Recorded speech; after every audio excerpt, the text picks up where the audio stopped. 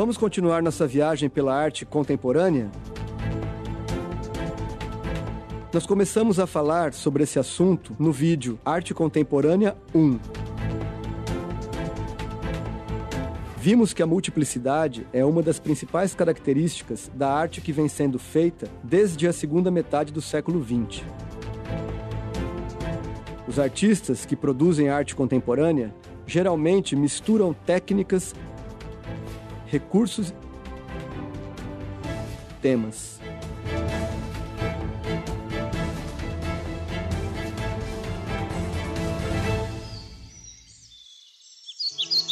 O Instituto Inhotim, em Minas Gerais, possui um importante acervo de arte contemporânea, com obras expostas em suas galerias e jardins. Na primeira parte do nosso vídeo, conhecemos um pouco desse grande acervo. Agora, continuamos nossa visita ao Inhotim. Começamos pela galeria do artista brasileiro Miguel Rio Branco. O que você acha da experiência de estar num lugar como esse, com projeções, com vídeos, fotografias? Ela traz alguns detalhes, vamos falar da realidade brasileira, né? Mas demonstrando a diferença social, a desigualdade. Seja nas formas que a gente percebe nas pessoas, a relação dos animais, pobreza, seca, os olhares tristes. Muitas vezes quem está de fora não tem noção daquilo que está acontecendo na realidade das outras pessoas, né? É simplesmente um julgamento, algum pré-julgamento, pensamentos distorcidos. E dessa forma, igual foi montado todo um trabalho que, além de atrair pela arte, né, pelas fotografias, é uma forma de fazer uma leitura da vida de outras pessoas que estão sofrendo, que a gente não tem contato, que estão passando por situações que talvez muitos de nós não seríamos capazes de suportar, e eles estão ali suportando.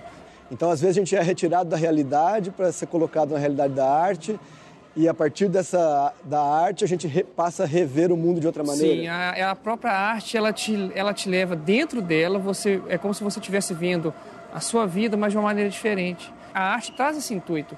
Além dela querer demonstrar para a gente um pensamento de uma pessoa, ela transmite outros pensamentos, e a própria visão que a gente tem, ela expande essa visão.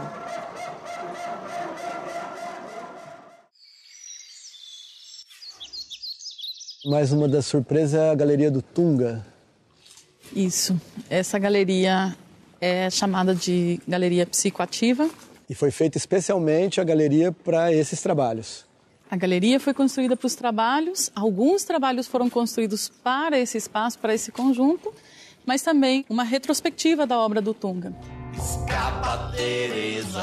Aqui, tanto as obras do Tunga como a galeria como um todo, inspira muito o visitante a entender a arte por todos os sentidos. Várias linguagens estão presentes, vários sentidos são ativados, então a gente tem a música.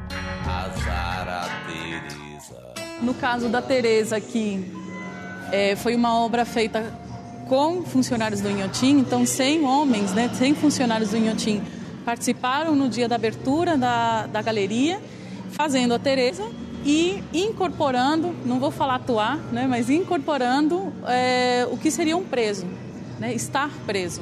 Ou seja, a Teresa é mesmo uma metáfora com as cordas de presídio utilizadas para fuga. Escapa, Teresa.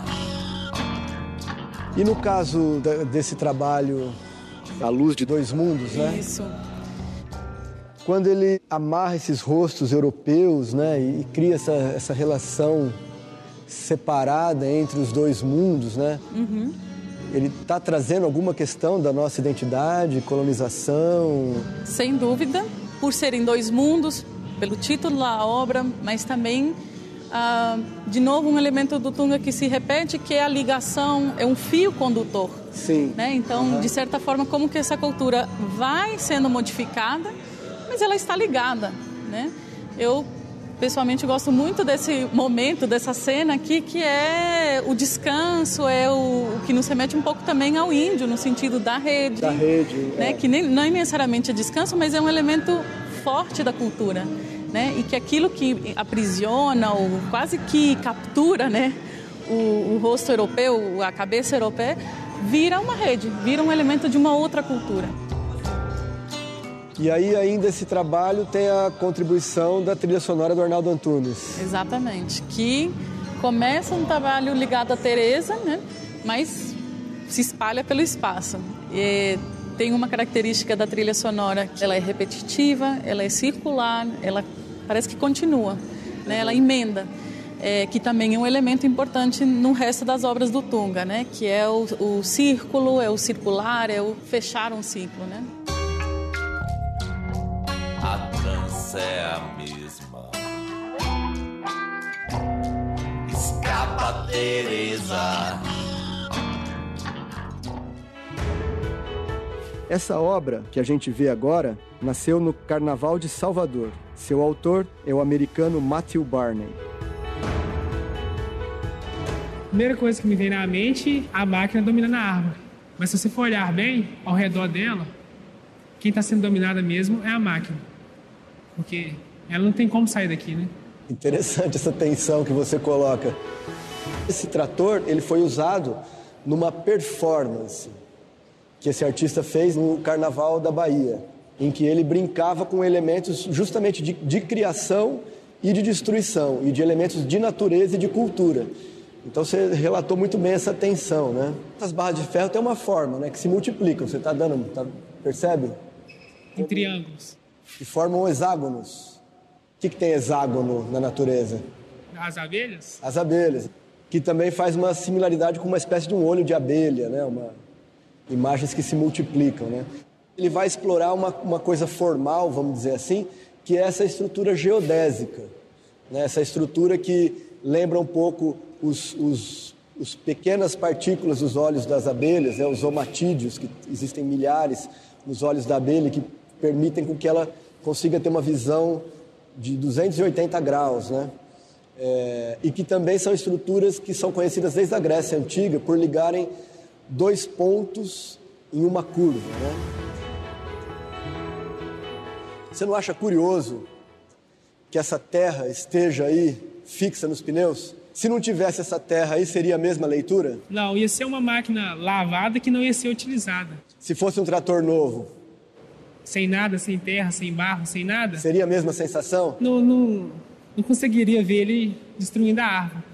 Ele foi usado num processo de destruição, ou talvez em outras ocasiões de construção, enfim, são essas tensões que estão presentes aqui, né?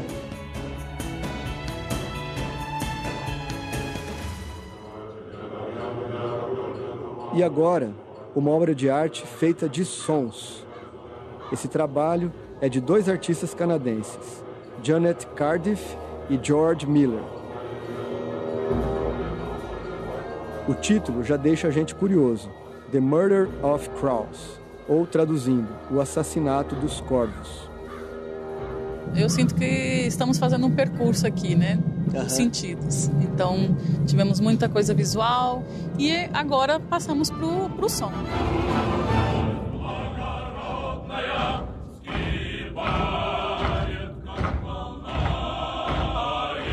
Não existe visualidade, inclusive pela galeria. A gente pode ver que é o mínimo possível de interferência, mas cria um momento de suspensão. Estamos dentro da cabeça, digamos assim, desse artista, estamos numa narrativa que passa muito pelo sonho. Please help me.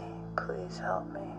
Muito pelo real também, tem momentos na obra que tem sons, né, muito fortes. Aí nos estimula a imaginação, né? Porque você vai imaginando aquela cena, essa situação. Acompanhamos os passos, né? É uma narrativa pelo som, né? E memória também, né? Porque sonho, memória, lembranças, vivências, tudo tá... Acho que ela pega exatamente nesse momento, nesse lugar onde tudo se encontra.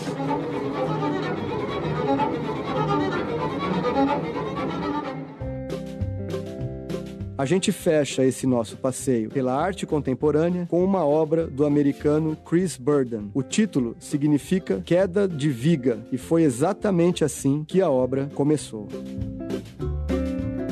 Em princípio, esse trabalho foi feito arremessando vigas numa piscina de concreto, né? Isso. E isso para as pessoas podem achar, isso é simples, isso não tem controle, mas na verdade tem todo um controle e uma intenção do artista quando constrói tudo isso, né?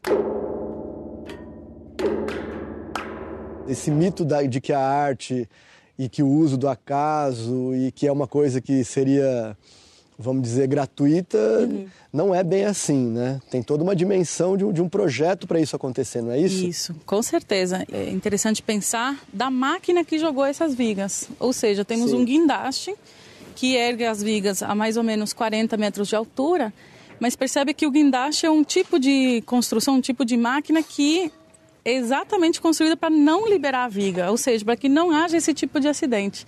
Então é tão calculado, há uma engenharia tão forte por trás dessa obra, porque você precisa construir um guindaste que solte a viga, ou seja, uma anti-máquina, uma anti-ação. A arte contemporânea transforma os suportes, né?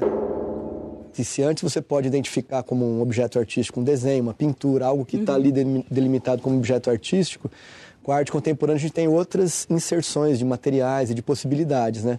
E que se a gente for observar a sociedade, na verdade, como se construía uma casa ou como se construía qualquer coisa 100 anos atrás, 50 anos atrás, é diferente do que se constrói hoje, né? Isso. E no processo da arte eu acho que é um pouco similar, quer dizer, é natural que outros objetos, outras formas de pensar a expressão, a linguagem apareçam, né? Nesse sentido, não é tão difícil entender a arte contemporânea. Na verdade, é entender um pouco o mundo, né? Exatamente. Entender a arte contemporânea é entender o mundo, como o mundo está se transformando.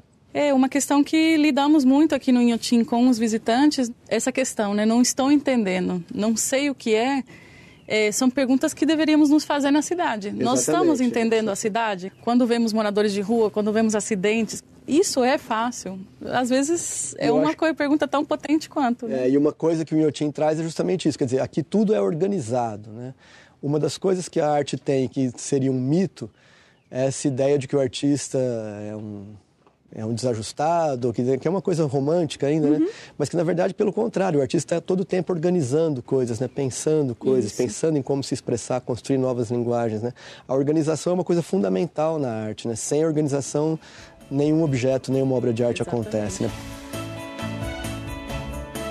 A arte é também uma forma de conhecimento. Pensar a arte é entender o mundo a partir de temas como a organização, a percepção de outras realidades e as formas que os artistas têm de construir uma realidade nova. É um pouco isso que a arte pode ensinar. E essa viagem ao Inhotim trouxe para a gente essa possibilidade de olhar para a arte contemporânea como uma forma de produzir conhecimento.